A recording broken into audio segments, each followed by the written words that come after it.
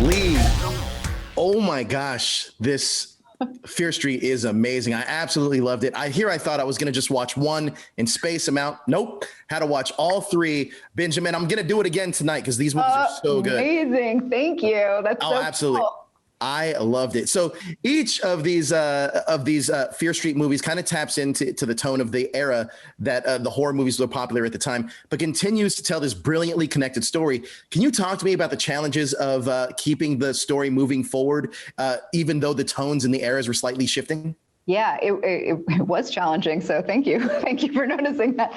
It was complicated. It was cool because it was so exciting, kind of invigorating to be able to look at like the great horror movies of the 90s, slasher specifically, same thing with the 70s, and to kind of then go into a much different tonal space for the third movie. But the challenge was exactly that. It was, how do we keep these feeling like satisfying, like their own movie? You're introducing like conflict and tension, and you're resolving it, but then you're keeping us driving forward. It was kind of, that was the main central question that we came to, especially knowing that the intention was to release them very close. And we kind of landed on this hybrid of like movies and what is traditionally television.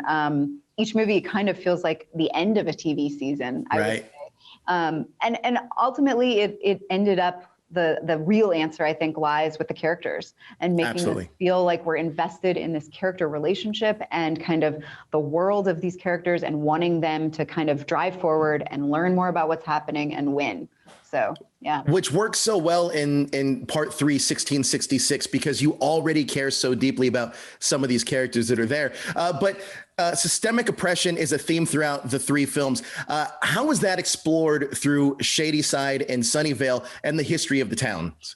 Yeah, so the whole thing of kind of like why I felt like it was okay and cool to make these Fear Street books is because I thought that we could kind of do something new that hadn't necessarily been done in slashers before. And that all lies in like letting people have their moment that usually die very quickly. So you're not surviving past the first act if you're Black or if you're queer or if you're Asian in traditional horror movies. And to me, it was this opportunity to tell this story of Shadyside that had been kind of the story of the haves and the have-nots, where everyone in Shadyside has been marginalized and told that they're other for centuries, to the point where they believe it and that there's no way out.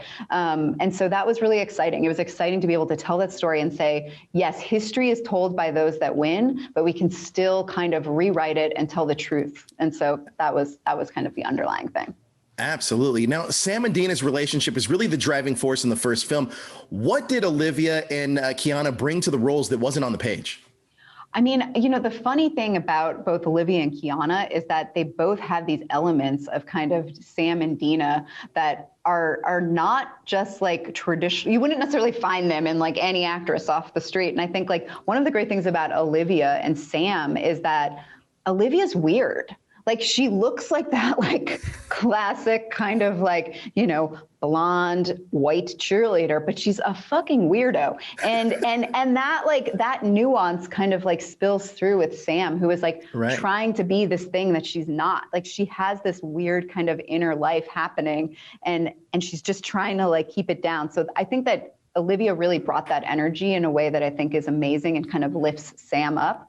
Kiana is just next level. Like her kind of like confidence and kick ass, like alpha, like just vibe. It's just the way that she's able to do that and still make us like, just like always love Dina and like root for her is just incredible. And it's stuff that like you hope for, but until you have actresses like that, you don't know what's going to happen. So yeah. Absolutely. Look, I can't wait to binge this again. And I can't wait for audiences to see this. And I certainly hope we get a Fear Street taking place in the 2010s, because I think that would be amazing. And look, the series, the 3 films are amazing. Congratulations on it. So much. I appreciate it. Thank you so much for your time.